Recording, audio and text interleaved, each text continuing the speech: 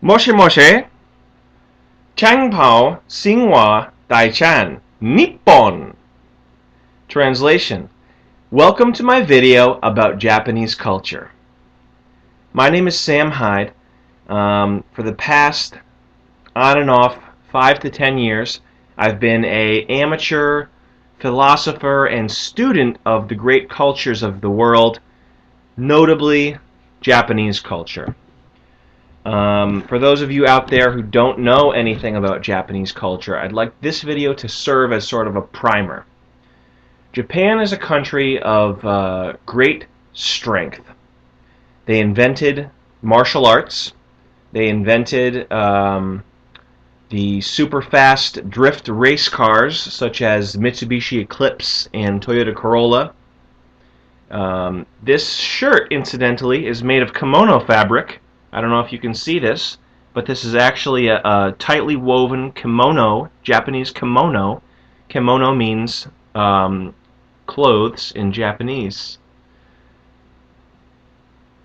And this is a Japanese kimono shirt. Now, kimonos are interesting because they're very essential to the Japanese identity. In the 1600s, when the great Japanese samurai, or fighting swordsman, Chobon Jingwa, he would not go out to battle without his kimono. So you could say that his kimono was as essential to him as his sword was. And this is sort of the Japanese way. Tea ceremonies and ink blots and all kinds of papyrus paper. It's all essential to the Japanese identity. It's looked at holistically. And this is what's known as a Zen philosophy.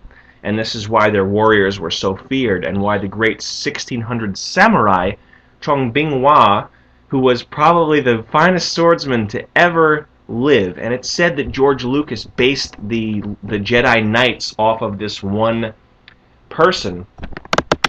But he was able to take on brigades of Western invading British soldiers who were all equipped with guns. He single-handedly, he was a badass commando samurai. Samurai. Translation: Japanese fighting swordsman.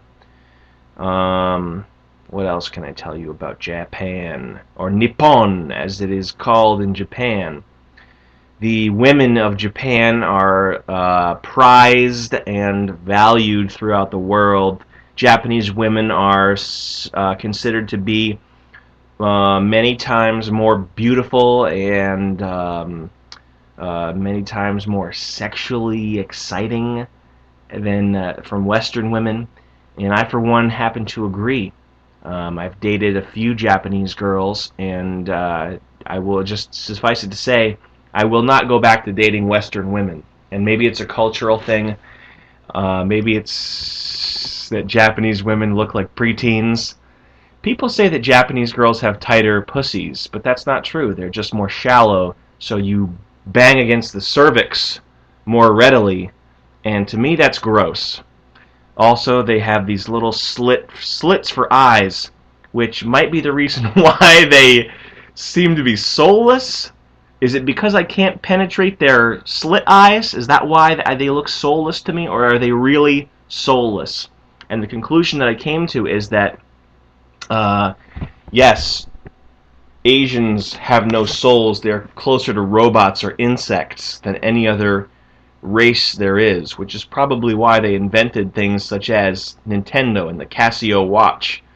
Their language even is more like a computer. It's like a gobbledygook chink computer, but it sounds like a, megabits and flip-flop language. Qinghua Tsingta Tengpai Nung Tai Tung Tai. What the fuck are you saying, dude? Seriously. In Korea, it's not any better. It's like, I mean, shut the fuck up!